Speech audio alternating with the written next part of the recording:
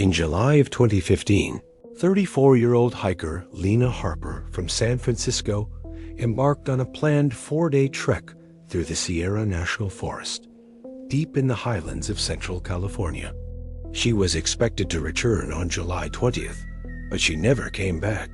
For years, her disappearance remained a cold case, a story whispered among hikers and rangers about the unforgiving mountains and sudden summer storms. The morning of July 17th greeted the forest with a pale sun filtering through mist and the faint scent of pine and damp earth. At the main trailhead near Bear Creek Meadow, rangers logged the day's departures. Lena, tall and athletic, signed in at 7:15 a.m., detailing her planned route.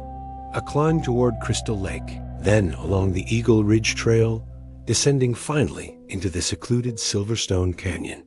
Her gray Subaru Outback was parked neatly, her hiking gear stacked carefully in the trunk.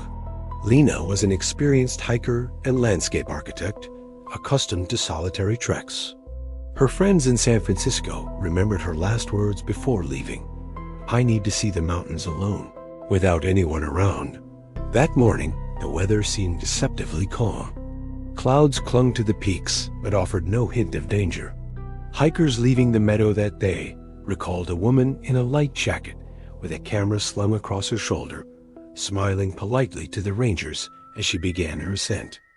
The trail to Crystal Lake was renowned for its scenic beauty.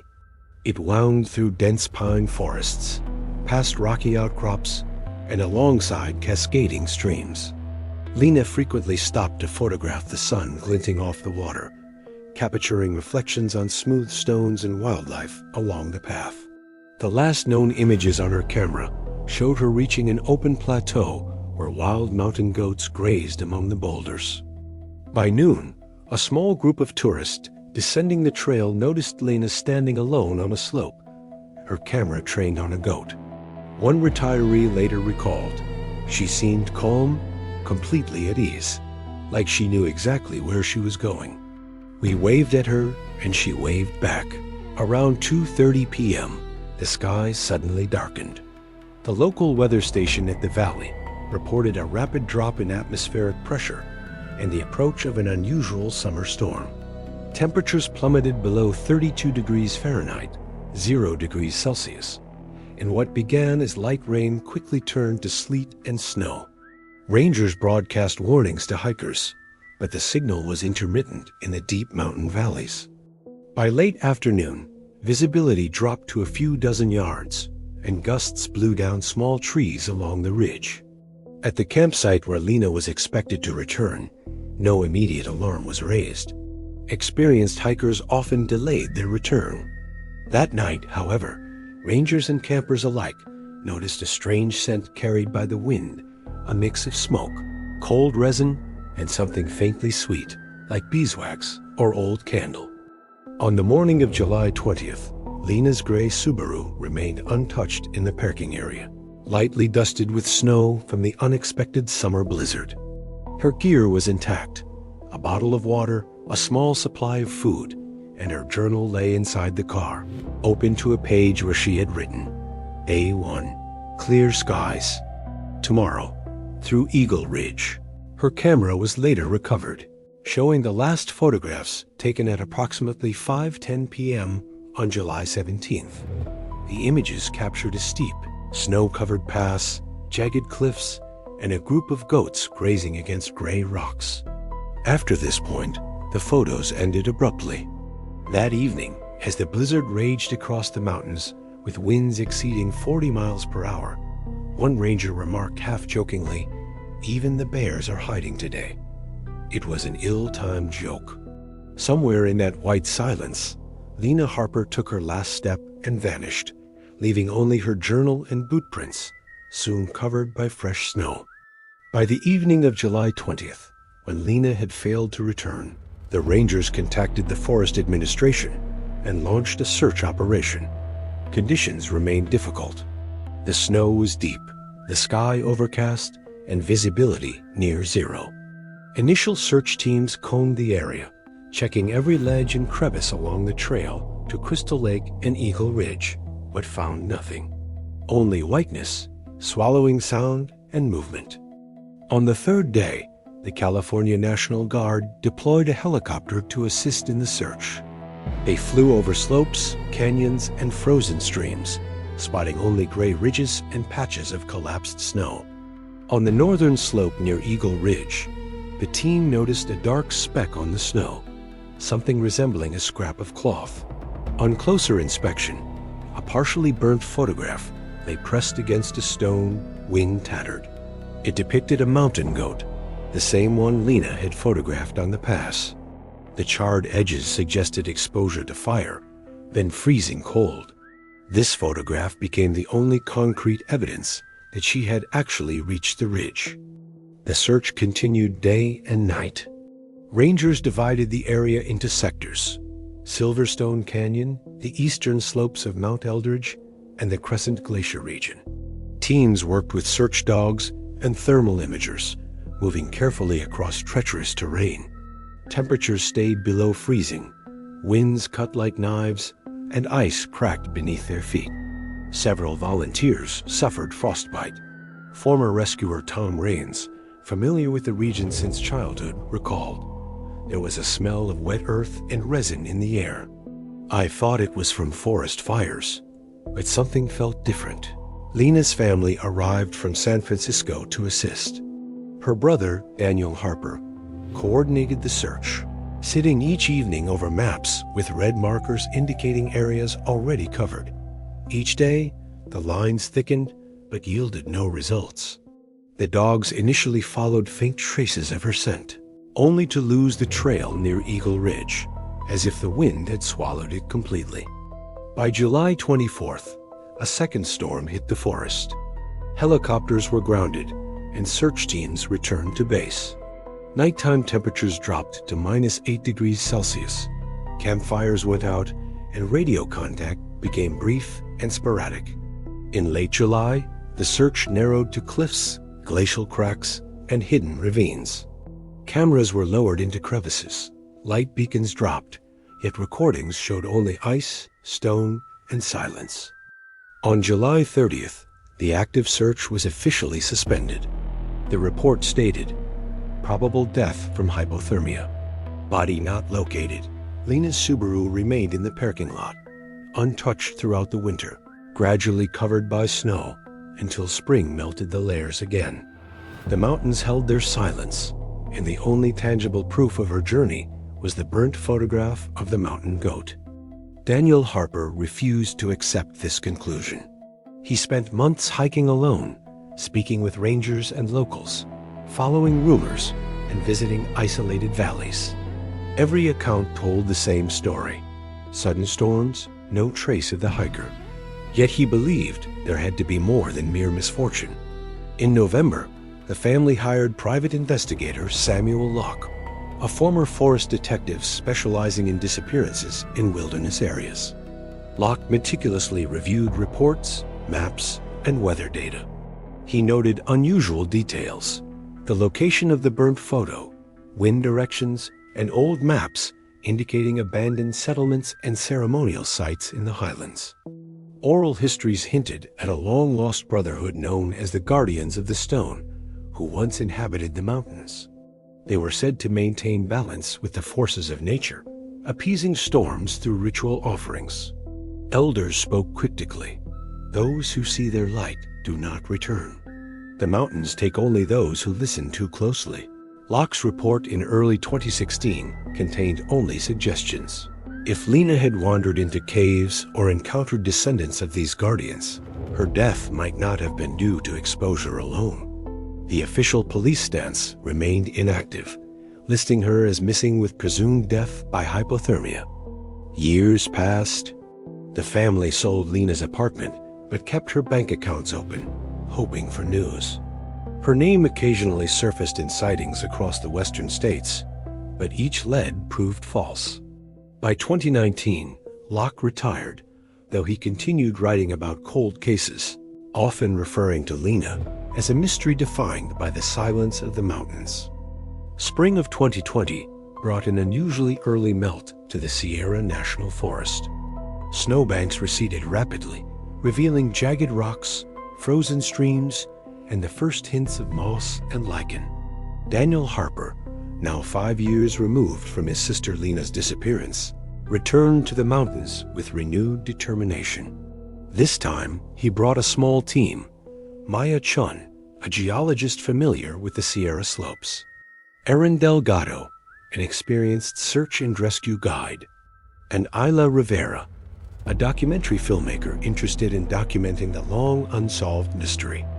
Their mission was clear: revisit the Eagle Ridge area, track down the northern slopes near Crystal Lake, and investigate the cliffs where Lena had last been photographed.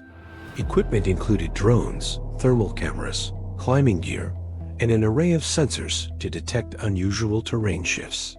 The goal was simple in theory: find any overlooked trace, anything that could provide closure or, at the very least, proof of Lena's final movements. By early April, the team reached the Bear Creek Meadow trailhead. The air was crisp, scented with damp pine and thawing earth. The meadow itself seemed untouched, a time capsule from 5 years prior. Daniel parked his vehicle in the same lot where Lena's Subaru had remained years before, now long gone, replaced by a few more modern vehicles. The team began their ascent around 7:30 a.m., retracing the steps Lena had documented in her journal. The climb to Eagle Ridge was treacherous. Snow patches remained stubbornly on north-facing slopes, and small avalanches had shifted boulders along the trail. Maya noted the strange layering of sediment and mineral deposits along the cliffs, some seemingly natural, others appearing almost artificially smooth, like slabs of resin-coated stone. By late morning, the team reached the plateau near the mountain goats' grazing ground. Here, Daniel felt a chill beyond the cool spring air, as if the ridge itself exhaled a frozen breath. Isla quietly filmed, catching faint gusts of wind that rattled her microphone, producing a high-pitched whistle echoing through the rocks. Aaron pointed to a section of cliff where snow had melted to reveal what appeared to be a narrow cave entrance. The formation was unusual, almost rectangular, with streaks of hardened resin-like material along its edges. "It's not a natural fissure," Maya said, running a gloved hand over the sticky coating. "This looks like it's been deliberately preserved, almost like it's been varnished for decades or centuries." The team debated whether to enter. Daniel, impulsive and desperate, led the way. Using climbing ropes to secure themselves, they descended carefully into the cave. The interior was narrow at first, forcing them to crouch, but gradually opened into a chamber roughly 10 meters across. The walls gleamed with layers of hardened resin, glistening under their flashlights. The smell was peculiar sweet, almost like burned honey mixed with forest sap. In the center of the chamber lay fragments of what appeared to be personal belongings. A small boot, partially intact, coated in the same glossy resin, a cracked camera lens, and a fragment of a notebook page, almost completely hardened. The objects were arranged as if deliberately placed, preserved in time. Daniel's heart pounded as he recognized a faint logo on the camera fragment. It was Lena's model. Isla captured every detail, whispering into her microphone about the strange preservation. "It's like she was trapped here, and someone or something decided to keep her memory intact," she said. The walls themselves bore strange markings: geometric shapes, concentric circles, and tally-like scratches, partially obscured by the resin coating. Maya knelt to study them, brushing away loose debris. "These aren't modern," she said. "They predate even the earliest ranger maps of this area. Could be hundreds of years old. The resin, though, it's unusual. We don't typically see natural polymerization like this in Sierra quartzite." As they ventured further into the chamber, a low hum began to resonate through the cave walls. Aaron instinctively raised a hand to his ear, signaling the others to be quiet.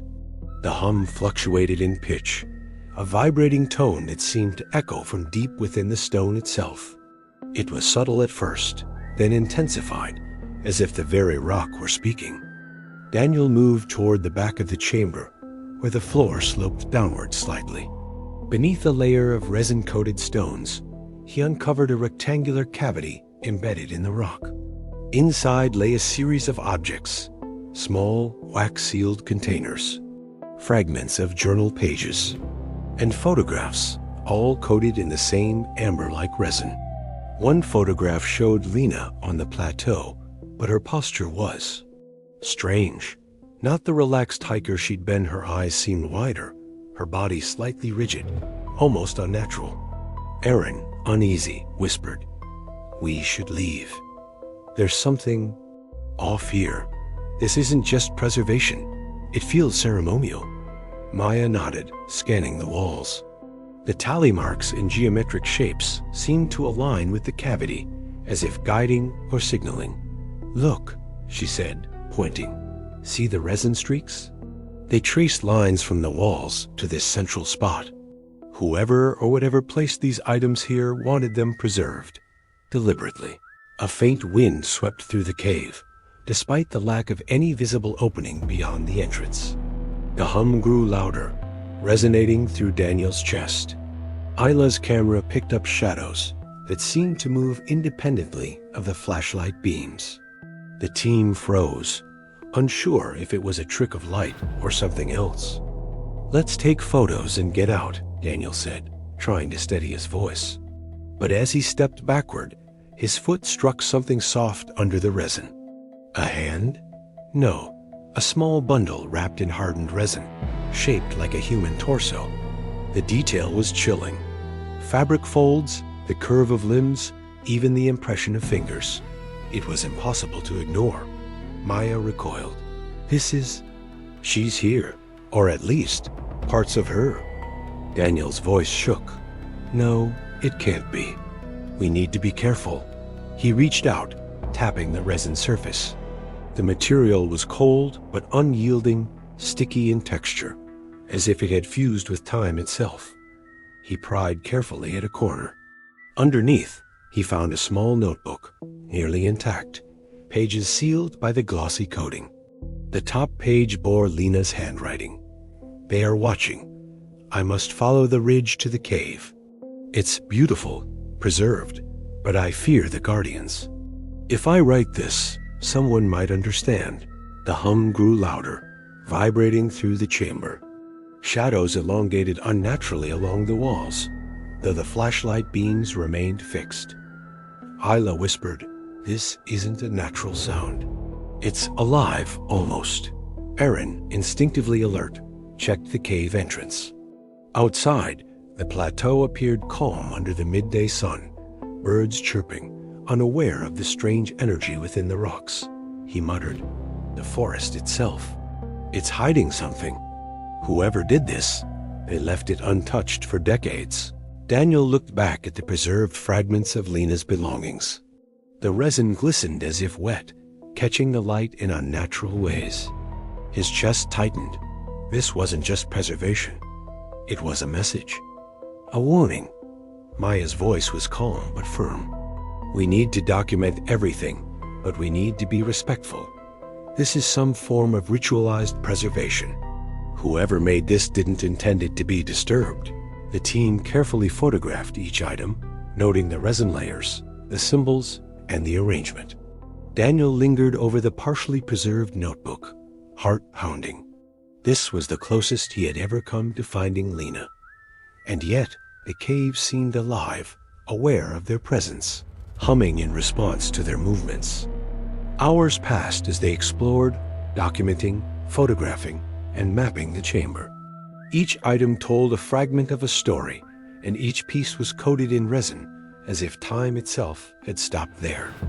As the sun began to drop behind the peaks, the hum faded, replaced by silence, almost oppressive. The team exited the cave with a mixture of awe and dread. Outside, the Sierra Plateau seemed ordinary again, but Daniel couldn't shake the feeling that something followed them unseen, waiting, patient. The mountains had revealed a glimpse, but not the full truth. That evening, back at their base camp, Isla reviewed the footage. The shadows in the cave appeared to shift even in recorded video, moving subtly between frames. Daniel examined the resin fragments, realizing that this was no ordinary disappearance. Lena Harper's final hours were entombed in resin, preserved like an artifact by an unseen force that seemed to defy logic, nature, and time. The morning sun barely pierced the thick canopy of the Redwood Mountains as Lena Caldwell continued her trek along the jagged paths, leading toward the newly exposed glacier above Whispering Creek Valley. The air was crisp, tinged with the scent of pine sap and wet stone, a sharp contrast to the warmth she had left behind in the coastal town of Mendocino. The previous day's survey had revealed small cracks in the ice, the kind that, if left unchecked, could alter watercourses downstream. But Lena had more than measurements on her mind. The shadow of Clara's disappearance, now known only through her journal, which Lena had painstakingly digitized, haunted her every step. Her companions, seasoned climbers and researchers, felt it too. Marco Reyes, a former mountaineer from Yosemite, carried the rope and anchor points, while graduate student Naomi Chun kept her drone running overhead, scanning for shifts in the ice. The valley below was a deep fold in the mountains, largely untouched by modern development, except for the meandering trail that hikers occasionally braved. According to Lena's calculations, the glacier melt that summer had exposed layers that hadn't seen sunlight for centuries. It was a moment of scientific wonder, yet Lena could not shake the sense that someone or something was waiting in the shadows. By mid-morning, they had reached the edge of a fissure that appeared just days before. The opening was narrow, just wide enough for one person to descend at a time, angled like a natural staircase formed from centuries of ice compression. "It's deeper than I thought," Marco muttered, shining his headlamp into the darkness. Water trickled down the walls, creating a rhythmic plink that echoed like the beat of a distant drum. Lena's journal entries from Clara hinted that this might have been the same kind of crevasse where the lost traveler had vanished years earlier. Her pulse quickened. They had come in search of scientific anomalies, yet what they were about to find could be far more chilling. "Safety first," Lena said, pulling the harness over her shoulders and checking the rope attachments. Marco gave her a nod and descended first, testing the ice for stability. The walls were smooth, translucent in some places, revealing dark cavities beneath. Naomi hovered the drone just above them, the soft hum of its rotors, a strange counterpoint to the natural silence of the mountains. 200 feet down, the fissure widened into a cavern, a hollow where sunlight never reached.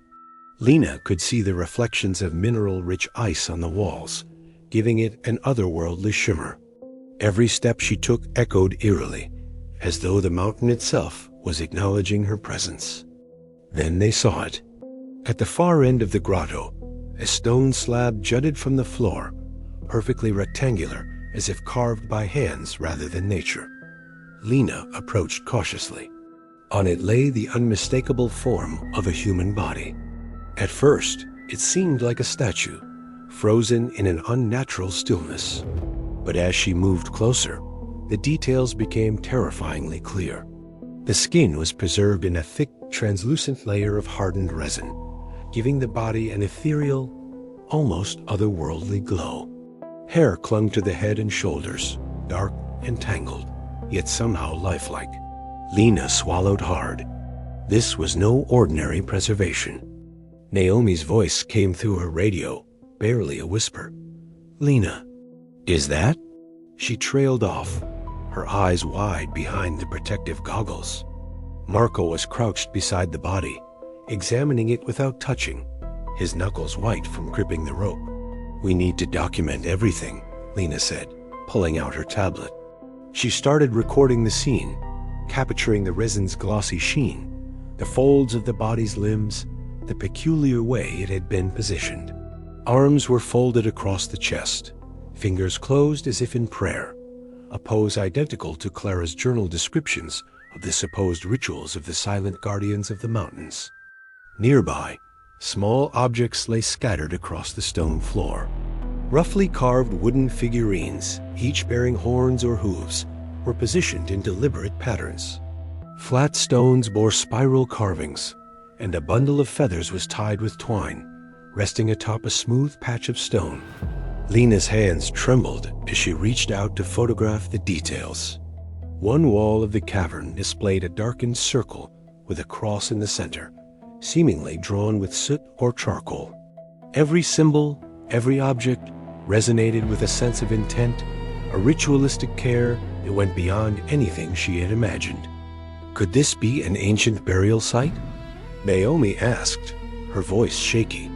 Marco shook his head, scanning the walls.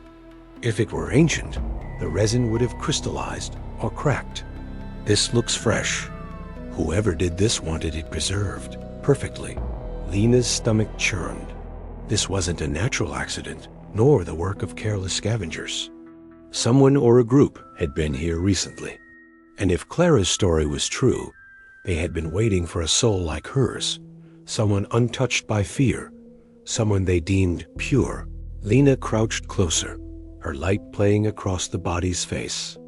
Eyes were closed, lips slightly parted, an expression of tranquility preserved under the resin. Around the neck was a delicate necklace, a small talisman carved from the horn of a mountain goat. Intricate symbols ran along its edges, triangles, spirals, and eyes that seemed to follow her movements. Lena's pulse quickened. This was the same motif described in Clara's notes. These were no random carvings. They were a code, a language of devotion, a connection between the living and the mountain itself. Time seemed to distort in the cavern. Every sound, every echo of dripping water felt amplified. Lena stepped back and scanned the ceiling, noting how the ice reflected faint light, turning it into a celestial canopy. She could almost hear a low hum, a vibration in the stones beneath her feet. Was it the mountain speaking? Or something left behind by the guardians who had performed this extraordinary act? The thought made her shiver. She glanced at Marco and Naomi, both of whom were frozen in place, eyes wide, unable to speak. 2 hours passed in meticulous observation. Lena documented every object, every detail, knowing that nothing could be touched until authorities arrived. The resin coating had an almost imperceptible warmth, as if maintaining a faint pulse beneath the stone-like shell. It was impossible.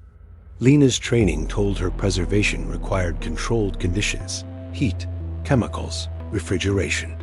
Yet here, the mountains themselves seemed to have acted as both sanctuary and laboratory. Finally, Lena signaled it was time to ascend. Rope by rope, they retraced their descent, careful not to disturb the fragile environment. When they emerged, the sunlight was dimming, throwing long shadows across the jagged peaks. Breathless, Lena looked back at the fissure, the cavern now hidden beneath centuries of ice, yet revealed at last by the summer's melting. Somewhere inside, Clara's spirit, if such a thing existed, seemed to linger in stillness, a silent witness to the mountain's eternal vigil. As the helicopter from the Mendocino County Search and Rescue approached, Lena radioed in their findings. There's a body, preserved in resin, surrounded by ritual objects. Evidence of intentional preservation. The pilot's voice was tight with disbelief. You mean, like, alive? Lena swallowed. No, dead, but preserved perfectly. And the objects, they're deliberate. Someone's been performing rituals here. The rescue team arrived, taking over documentation and preparing for extraction. Lena stepped back, letting the professionals do their work. She could only watch, heart hammering, as the story Clara had left in her journal, fragments, fears, observations, transformed into a tangible, unearthly reality. The valley remained silent, but now that silence was heavy with a meaning she could almost touch. Reverence, mystery, and the mountain's unfathomable patience. By the time the body and objects were airlifted to the forensic lab in nearby Santa Rosa, Lena had begun piecing together a narrative. The guardians of the valley had not killed. They had preserved. They had acted out of a belief system older than any documented history in the region. A ritualistic code passed down through generations, hidden in the isolation of California's high mountains. The resin, the positioning, the talisman, all of it pointed to deliberate action, an ethic of preservation and balance rather than violence. Late that night, in her tent, Lena reviewed the recordings and notes. She traced the lines of symbols, the spirals, the eyes, and the triangles. They were more than decoration.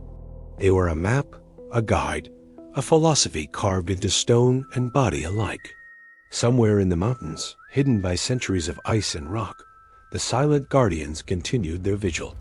And now, Lena realized she had become part of the story, the observer of a ritual older than she could comprehend, a witness to the profound mystery of the Redwood Mountains. The night fell fast over Whispering Creek Valley, and the mountain winds carried a sharp chill that seeped through the fabric of Lena's tent. Sleep was impossible. Her mind replayed the cave, the resin-coated body, the delicate talisman around its neck. Every image burned behind her eyelids. Somewhere in the distance, a lone owl called, its sound hollow and unsettling, cutting through the dark like a warning. Lena pulled her jacket tighter, feeling a strange pull in her chest, part fear, part curiosity.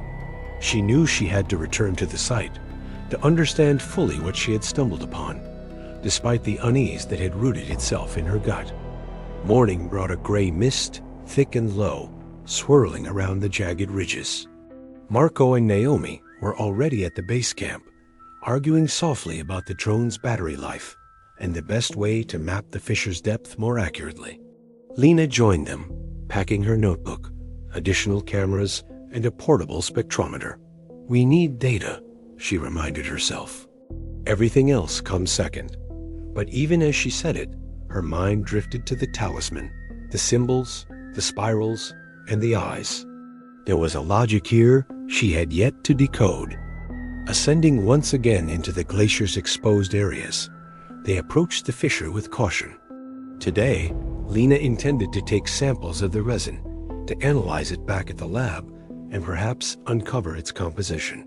Marco tested the anchor points first, the rope creaking under his weight as he lowered himself into the shadowed depths. Lena followed, each step carefully placed, the ice slippery beneath their boots. Naomi's drone hovered, light piercing through cracks, revealing the intricate patterns etched naturally into the walls. Patterns that could easily be mistaken for artistry, but Lena now suspected were intentional markers, like breadcrumbs left by those who had come before. The cavern greeted them like a frozen cathedral. Light bounced off the resin-coated body, casting spectral reflections across the ice walls.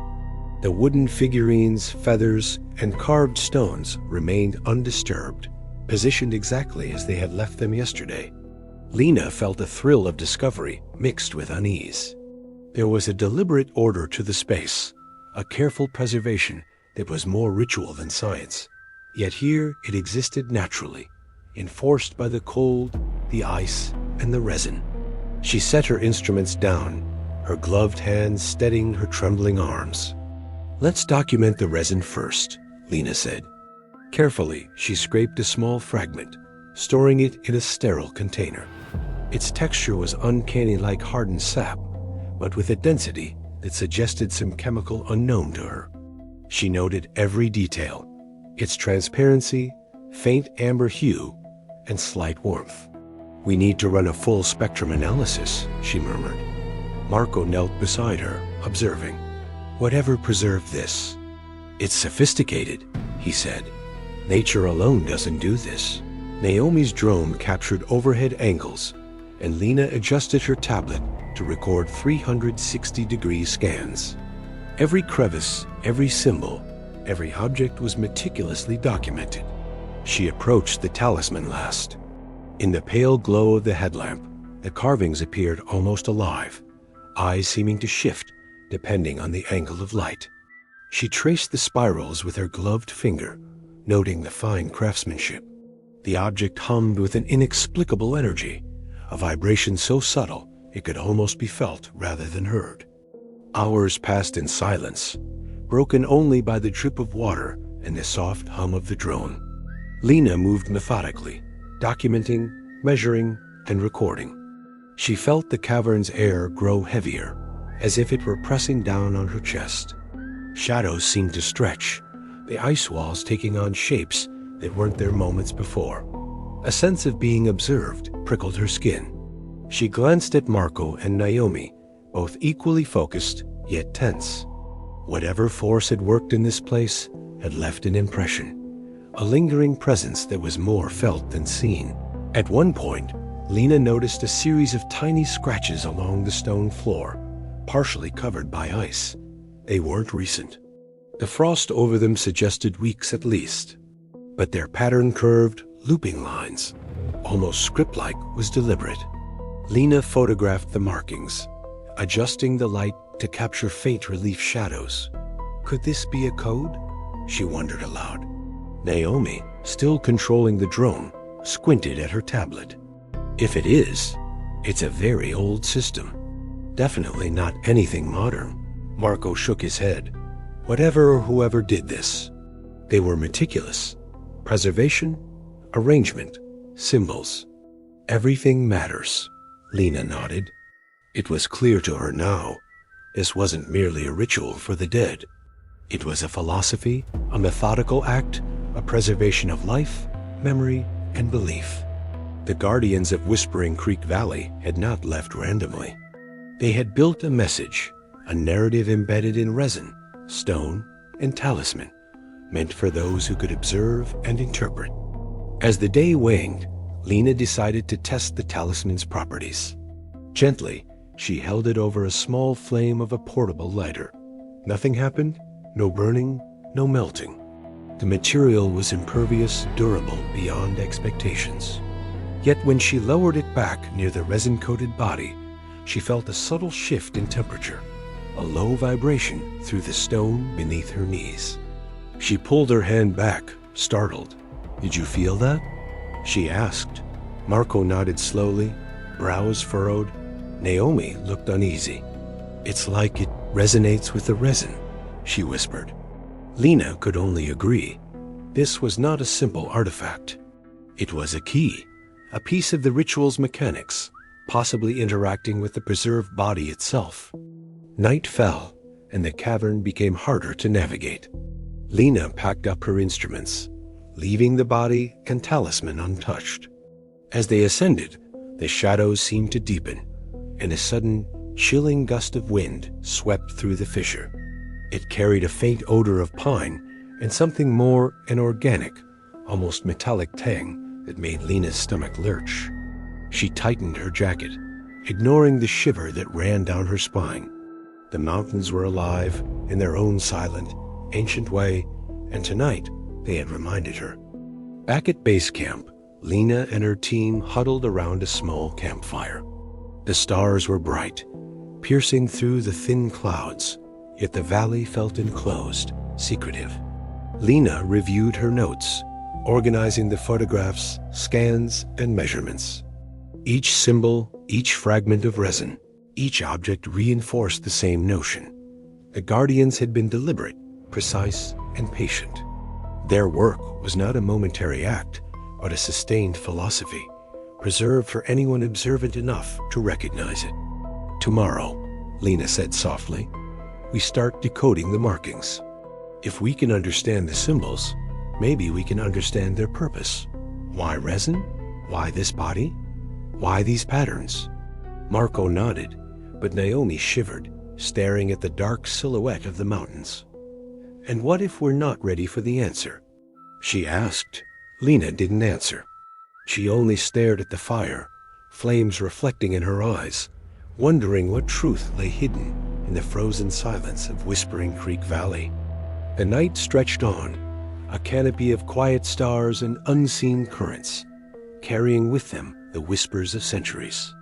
Somewhere in the glacier's frozen depths, the preserved body remained, a testament to a practice older than any living memory, yet preserved perfectly under a layer of amber-like resin.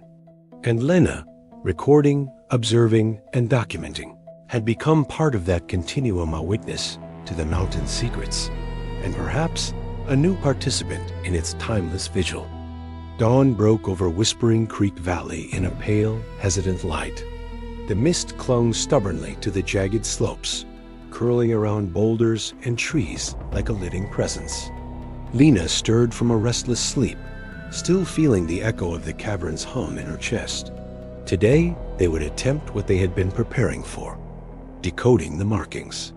She tightened her notebook, double-checked the spectrometer, and strapped on her pack. Marco and Naomi were already awake, moving quietly, each lost in their thoughts, as though the weight of the past days had settled on their shoulders like a stone. They reached the fissure mid-morning, a valley now fully illuminated in the soft California light. Lena approached the resin-coated body with reverence, careful not to disturb a single object. The talisman rested beside it, unchanged yet undeniably alive with some subtle energy, a hum almost imperceptible but tangible. She placed her notebook beside the resin fragment she had collected, and with the aid of the spectrometer, began scanning the talisman, trying to determine its resonance patterns. Marco positioned the drone to capture every angle, while Naomi began sketching the symbols and scratches on the icy floor. Hours passed in concentrated silence. Lena's mind raced as she compared the spirals and loops with the markings across the cavern walls. Slowly, a pattern began to emerge, sequences repeated at intervals, suggesting not only a message but instructions, perhaps even a ritualistic formula preserved in geometry. The resin, she realized, was more than preservation. It was a conductor, a medium to carry the intent of those who had left the artifacts. Lena's pulse quickened. The guardians of Whispering Creek Valley had not only preserved life, they had encoded it, hidden within layers of material, memory, and meticulous care. "This is incredible," Lena whispered, tracing a spiral that seemed to vibrate faintly under her fingers. "It's like a record, a ledger of what they valued, their beliefs, maybe even warnings." Marco knelt beside her, eyes scanning the walls. "Or instructions. We might be looking at a guide, not just a memorial." Naomi nodded, her usual skepticism tempered by awe. "And the resin? It's more than a preservative. It's integral. Without it, these instructions might not even exist in a readable form." As they worked, Lena noticed the air shifting. A low, almost imperceptible vibration seemed to emanate from the resin and talisman together, growing in intensity as she aligned the symbols correctly on her tablet. She stepped back, holding her breath. The walls glowed faintly, light reflecting in odd, fluid patterns, shadows stretching unnaturally. The temperature shifted subtly, warm and cool currents twisting around her. Lena's pulse raced, adrenaline surging through her veins. Suddenly, a faint whisper echoed through the cavern. It was unintelligible, yet unmistakably present, like wind through a hollow reed. Naomi froze, her sketching hand trembling. Marco's brow furrowed. "Did you hear that?" he asked. Lena nodded, a chill racing down her spine. "It's reacting," she murmured. "The resin, the talisman, it's interactive. Not alive, exactly, but sensitive to observation." She realized with a jolt that they were not just witnessing history, they were engaging with it. Every movement, every adjustment, every act of documentation seemed to influence the preserved scene. Hours bled into the afternoon. Lena, Marco, and Naomi pieced together more of the symbols' meaning. They suggested a philosophy of balance, life preserved not through fear, but through careful observation, ritual, and connection. The talisman spirals acted as a focal point, resonating with the resin to amplify or protect the energy encoded in the body. The markings on the stone were instructions for engagement, a method for understanding the guardian's intentions. Lena's notebook overflowed with diagrams, annotations, and questions. As evening approached, Lena felt a sudden sense of urgency. The talisman pulsed faintly, and the resin shimmered in response to her proximity. She approached slowly, hand outstretched. When her gloved fingers brushed the object, the cavern seemed to breathe, a subtle shift in the very air. Images flashed before her eyes, the guardians of centuries past, tending to rituals, placing objects with care, weaving their philosophy into the valley itself. Lena staggered back, overwhelmed by the intensity yet entranced. Marco and Naomi observed, equally captivated yet cautious. "We've never experienced anything like this," Marco said quietly. Lena nodded, regaining her composure. "It's more than archaeology, more than anthropology. This is living memory, preserved, interacting with the present. And we are part of it now." Night fell fully, and the valley transformed under the stars. They carefully documented the final observations, taking additional resin samples and securing the talisman. Lena paused, gazing at the preserved figure. A mix of reverence and sorrow filled her chest. The Guardian's work was complete, yet the valley remained vigilant. She knew they had been chosen, not by destiny, but by their curiosity, attention, and willingness to witness. Back at camp, Lena organized the final scans and notes. Every observation, every fragment, every symbol was cataloged. The weight of the discovery settled heavily on her shoulders. This was not just a story. It was a testament to an ancient practice, a philosophy hidden in plain sight, encoded in resin, stone, and ritual. They had unlocked a part of it, yet much remained enigmatic, preserved for future observers who might approach with the same respect and diligence. As the fire dwindled, Lena felt a strange serenity. The hum of the talisman echoed softly in her memory, a reminder of the valley's vigilance and the Guardian's intent. Whispering Creek Valley was a living archive, resilient and patient, holding the secrets of centuries in suspended animation. Lena, Marco, and Naomi had become part of that continuum, witnesses to the careful preservation of life, philosophy, and memory. Before leaving the next morning, Lena placed a small marker near the fissure, respectful yet deliberate, ensuring future visitors could locate the site without disturbing its delicate balance. She gazed back one last time, imprinting the cavern, the resin, the talisman, and the preserved figure in her mind. The valley whispered around her, winds stirring the pines, carrying secrets that spanned generations. As the team descended, Lena understood something fundamental. Preservation was more than a material act. It was a philosophy, a commitment to observation, respect, and patience. In this remote corner of California, the Guardian's work endured, silent but alive, waiting for those who could truly witness. And Lena, with every note, photograph, and careful gesture, had become part of that enduring story, a bridge between centuries, connecting past, present, and future through the amber glow of resin and the unbroken vigil of Whispering Creek Valley. If this journey into the mysteries of Whispering Creek Valley captivated you, make sure to stay part of the story. Subscribe, hit the bell, and join us as we uncover more secrets hidden in the shadows of history and the whispers of the unknown. Your curiosity keeps these stories alive. Don't miss what's coming next.